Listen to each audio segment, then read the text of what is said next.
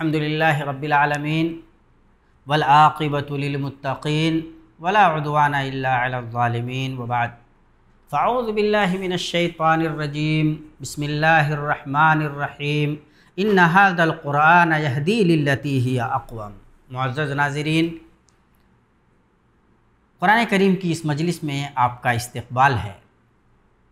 अनवार हिदायत के इस प्रोग्राम में हम कोशिश करते हैं कि एक पारे में अल्लाह तबारक व तआला ने जो अहम और बुनियादी हिदायत दी हैं उन पे गौर व फ़िक्र की निगाह डालें।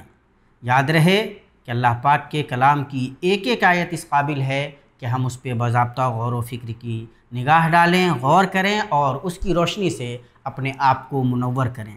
आइए 27वें पारे में अल्लाह तबारक व तआला की दी गई अहम और बुनियादी हिदायत पे गौर व फ़िक्र की निगाह डालते हैं। हम जब इस पारे की तिलावत करते हैं तो हम पाते हैं कि सूरह ज़ारियात का तसलसल है। उम्म माज़िया का ज़िक्र करके इबरत दिलाई गई है कि उन्होंने जब अल्लाह तबारक व तआला के अहकाम को न माना, उन्होंने जब अल्लाह तबारक व तआला के अहकाम को न मानने की गलती की, सरकशी का रास्ता इख्तियार किया, तो अल्लाह तबारक व तआला ने उन्हें इबरत बना दिया। फिर इसमें तज़कीर का हुक्म दिया गया है, याद दहानी की तलक़ीन की गई है कि याद दहानी से मोमिनीन का फ़ायदा होता है। वज़क्किर फ़इन्न ज़िक्रा तनफ़उल मोमिनीन, ये जो याद दहानी है ये ईमान वालों को फ़ायदा पहुंचाती है। इसलिए जो कोई भी आपको याद दिलाता है वो आपको नफ़ा पहुंचाने की कोशिश कर रहा है, उसके बारे में आपका नज़रिया दुरुस्त होना चाहिए।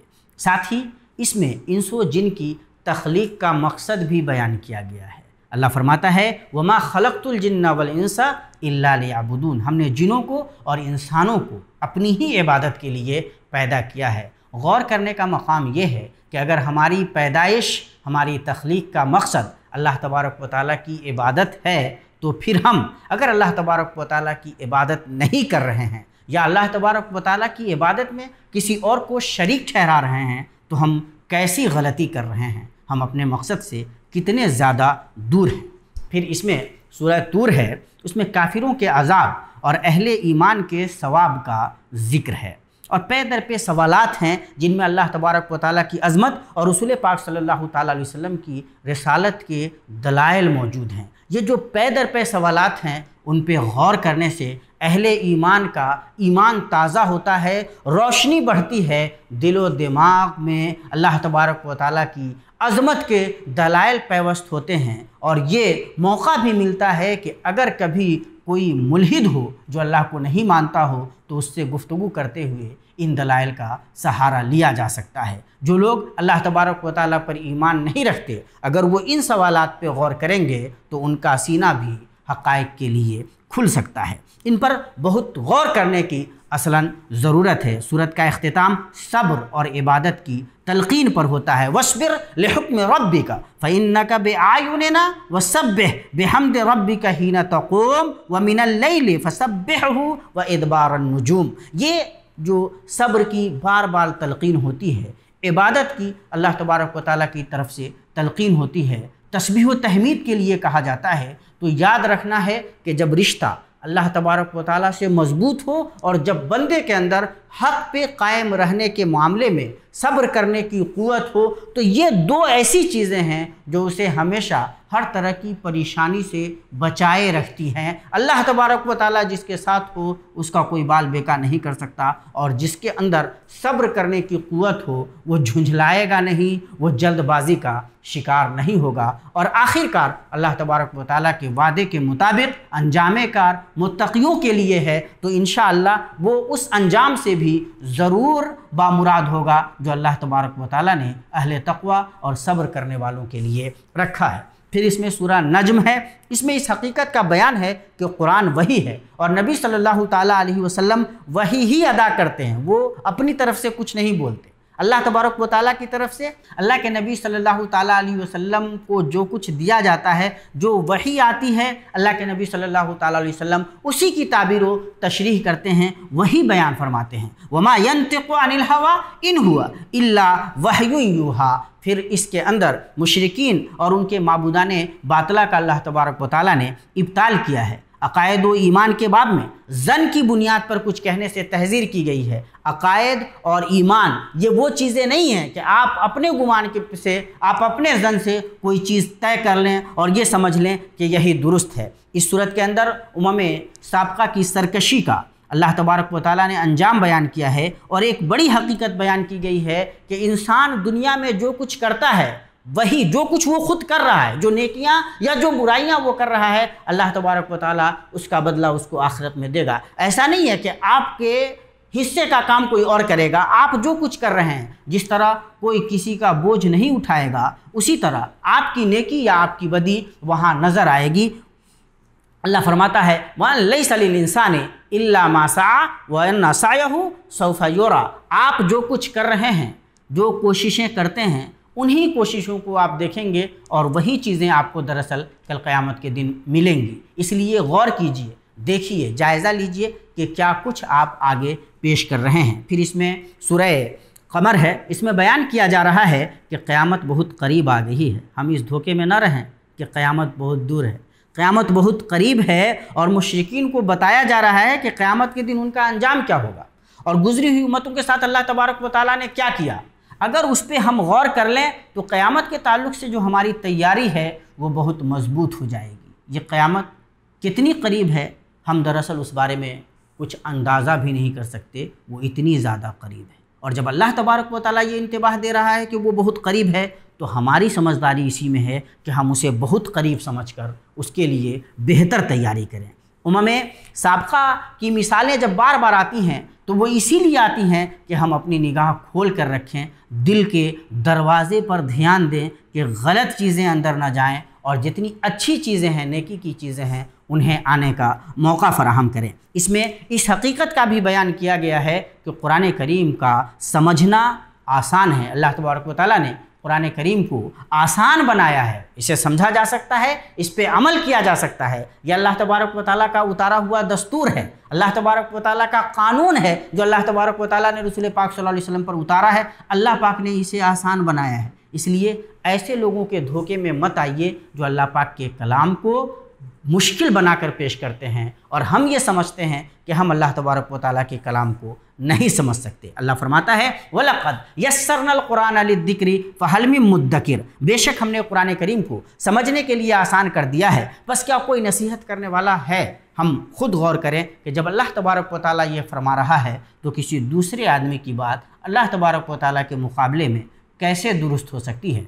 क्या हमारे अंदर ये जज्बा नहीं पैदा होना चाहिए कि हम अल्लाह तबारक व तआला के कलाम से अपना रिश्ता मजबूत करें, तिलावत करें, गौर व फिक्र से काम लें और अपनी ज़िंदगी को रोशनी से मुनव्वर करें। फिर इस पारे में सूरह रहमान है, इसमें बहुत सी नेमतों का जिक्र है, नेमतों ही का जिक्र है। फ़बिअय्यि आलाइ रब्बिकुमा तुकज़्ज़िबान की तकरार है और उस तकरार पे बहुत ज़्यादा गौर करने की ज़रूरत है कि अल्लाह तबारक व तआला अपनी नेमतों का जिक्र करता है और फिर कहता है कि ऐ इंसो जिन, किन किन नेमतों को झुठलाओगे। इसमें कुरान करीम की नेमत, कायनात की तख्लीक और हुस्न तरतीब की नेमत, जन्नतों में मौजूद जो नेमतें हैं उन नेमतों का जिक्र और उनसे मुसलमानों को, ईमान वालों को किस तरह से अपने आप को उन नेमतों को पाने के लिए महमेज करना चाहिए, इन तमाम का जिक्र।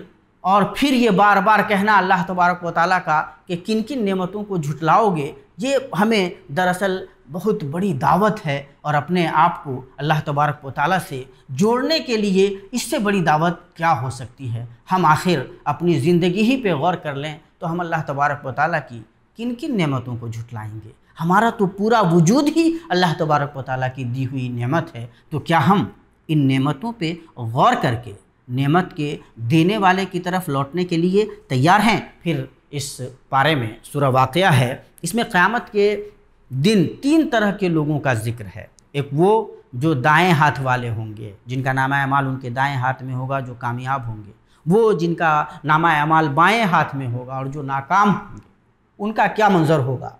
जिनको दाएं हाथ में नामा अमाल मिलेगा उनकी क्या खुशी होगी, उनका क्या मकाम होगा, और जिनको बाएं हाथ में मिलेगा उनकी क्या परेशानी होगी, क्या अजाब से उनको, किस तरह के अजाब से दो चार होना होगा। और तीसरा गुरु अस्साबिक़ूनुल अव्वलून का, वो लोग जो नेकी के मामले में आगे आगे रहे हैं, उनको क्या आसाइशें हासिल होंगी। अल्लाह तबारक व तआला ने बड़ी तफसील से उनका नक्शा खींचा है और आयत पढ़ते हुए ये जो दिल में जज्बा एक बेदार होता है, जो ईमान ताज़ा होता है, जो बुराइयों से बचने की एक तड़प इंसान के अंदर पैदा हो जाती है, बुराइयों से अलग होने की जो एक नीयत इंसान के अंदर आती है और इंसान उसकी तरफ अगर बढ़ने लगे तो यकीनी तौर पे कामयाब हो जाए। फिर बास बादल मौत के अल्लाह तबारक व तआला ने हिस्सी दलाइल दिए हैं कि ये जो तुम खेतियाँ करके पौधे उगाते हो, ये जो पानी है, ये जो आग है, ये सारी चीज़ों का इंतज़ाम ये कौन करता है? पानी किसने तुम्हारे लिए बनाया है? ये आग क्या तुम रोशन करते हो या अल्लाह तबारक व तआला रोशन करता है? तो इन तमाम पे गौर करके इंसान अल्लाह तबारक व तआला से अपना रिश्ता मजबूत कर सकता है। फिर सूरह हदीद है, अल्लाह की अज़मत का बयान है। इसमें मैदान क़यामत में मोमिनीन के नूर अहले कुफ्र की हसरतें अल्लाह तबारक व तआला ने बयान की है कि किस तरह अहले ईमान के आगे उनका नूर चल रहा होगा, वो अपने नूर की रोशनी से मुनव्वर हो रहे होंगे, उनका काम बन रहा होगा, और अहले कुफ्र पे किस तरह से हसरत पड़ी हुई होगी। तो आज भी दुनिया के लिए ये मौका है, दुनिया के लिए मौका है कि वो गौर करे। ये अल्लाह तबारक व तआला के इनकारी लोग, अल्लाह तबारक व तआला के इस पैगाम को ठुकराने वाले लोग, उनका कैसा ठिकाना होने वाला है, उनको गौर करने की ज़रूरत है। आज मौका है, आज अगर वो अल्लाह तबारक व तआला के इस हक़ को अपना लें तो वो अपने आप को कामयाब कर लेंगे, लेकिन अगर नहीं अपनाते हैं तो हसरत व यास के सिवा उनके पास और कुछ नहीं रह जाएगा। फिर इसमें एक बहुत बड़ी तज़कीर है। अल्लाह तबारक व तआला फरमाता है और हम तमाम को बहुत ज़्यादा गौर करने की ज़रूरत है आज के ज़माने में भी, और हमेशा ये आयत दरअसल हमारे दिल के दरवाज़े पे दस्तक देती रहेगी। अल्लाह फरमा रहा है, अलम यानी लिल्लज़ीना आमनू अन तख़शा क़ुलूबुहुम लिज़िक्रिल्लाह वमा नज़ल मिनल हक़। क्या ईमान वालों के लिए अभी भी वक्त नहीं आया है कि वो अल्लाह तबारक व तआला के उनके दिल अल्लाह तबारक व तआला के लिए, कि अल्लाह तबारक व तआला के ज़िक्र के लिए नरम पड़ जाएँ और अल्लाह तबारक व तआला ने जो हक़ उतारा है उसके लिए नरम पड़ जाएं? क्या ये बहुत ज़्यादा गौर करने की ज़रूरत नहीं है? हम जिस तरह से बुराइयों में लतपत हैं, क्या ये वक्त नहीं आ गया है कि हम अपना जायज़ा लें? क्या आए दिन जो अमवात हो रही हैं, नए नए केसेस सामने आ रहे हैं कोरोना के, मुश्किलात के, परेशानियों के, जवान जवान लोगों की मौत हमारे सामने हो रही है, क्या ये मरहला, क्या ये वक्त हमारे लिए नहीं आ गया है कि हम अल्लाह तबारक व तआला की खशियत से अपने दिलों को आबाद करें, बुराइयों से अपने आप को रोक लें, भलाइयों के राह पे, भलाइयों के रास्ते पे अपने आप को लगा दें। अलम यानी लिल्लज़ीना आमनू अन तख़शा क़ुलूबुहुम लिज़िक्रिल्लाह वमा नज़ल मिनल हक़। बार बार गौर कीजिए इस आयत पे कि ये आयत हमसे क्या कह रही है। फिर अल्लाह तबारक व तआला ने इस बारे में दुनिया की बेसबाती बयान की है कि ये दुनिया लहव लईब है, ये रहने वाली नहीं है, ये ऐसी बेहैसियत है कि हम इसका कुछ कर नहीं सकते, हम इससे कुछ फ़ायदा नहीं उठा पाएंगे। ये जो दुनिया है, जब इसकी ये हैसियत है तो उस जन्नत की तरफ इंसान को तेज़ दौड़ना चाहिए जिसकी नेमतें सरमदी हैं, और दरअसल वही कामयाब है जो जन्नत से सरफराज हो जाए। नाकाम वही है जिसे जन्नत न मिले और जिसके हक़ में जहन्नम का फ़ैसला कर दिया जाए। फिर अल्लाह तबारक व तआला ने इसमें तकदीर के फ़वाइद बयान किए हैं कि अल्लाह तबारक व तआला ने जो फ़ैसले फरमा दिए हैं उसका फ़ायदा ये है कि अंदर मोमिनीन के अंदर, अहले ईमान के अंदर कोई हसरत पैदा नहीं होती, कोई अफसोस नहीं होता कि ऐसा करते तो ऐसा हो जाता। उनका ईमान होता है कि अल्लाह तबारक व तआला ने जो कुछ लिखा है उसके मुताबिक दुनिया चल रही है, तो एक एतमाद आता है, एक हौसला आता है, एक भरोसा आता है, और वो भलाई की राह पे तेज़ी से गामज़न हो जाता है। अहले ईमान इसी तरीके से सोचते हैं। फिर इसके अंदर तकदीर के फ़वाइद का ज़िक्र हुआ है कि अल्लाह तबारक व तआला ने चीज़ें लिखी हुई हैं। इसका फ़ायदा यह है कि ईमान वाला इंसान ये सोचता है कि जो कुछ हो रहा है अल्लाह तबारक व तआला के हुक्म के मुताबिक हो रहा है, तो उसके अंदर जज़ा फ़ज़ा की कैफियत नहीं होती, वो हसरत व नौमीदी का शिकार नहीं होता। उसके अंदर एक एतमाद आता है, एक हौसला आता है, अल्लाह तबारक व तआला से उसका रिश्ता मजबूत होता है, और एतमाद व यकीन के साथ अल्लाह तबारक व तआला के बताए हुए रास्ते पे वो चल पड़ता है। और जब ऐसा होता है तो वो कामयाबी व कामरानी से हमकिनार होता है। अल्लाह तबारक व तआला से दुआ है कि अल्लाह तबारक व तआला हमें इन हक़ाइक़ पे गौर करने की तौफ़ीक़ और इनके मुताबिक अमल करने की तौफ़ीक़ दे। अक़ूलु क़ौली हाज़ा वस्तग़फ़िरुल्लाह ली व लकुम व लिसाइरिल मुस्लिमीन फ़स्तग़फ़िरूहु इन्नहु हुवल गफ़ूरुर रहीम। अस्सलामु अलैकुम व रहमतुल्लाहि व बरकातुहू।